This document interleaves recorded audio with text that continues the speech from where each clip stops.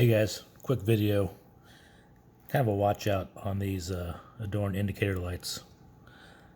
I've made this mistake a couple times myself, and it's a little bit frustrating when you have to take these things back apart, especially on these rocker switches. You know, this is where your indicator light shines through. When you put this in, and there's a few different backs, so everyone's a little different.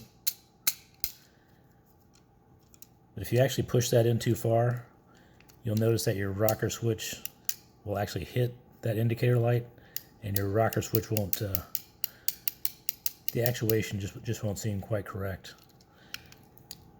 And I know sometimes people think that that tab's supposed to go even further into the switch, and it's not.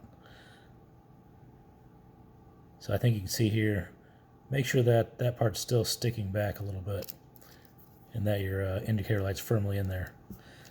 But if you notice that something's wrong with the switch action, that's probably the problem. Your indicator light is probably pressed in too far, and it's actually hitting the back side of the switch.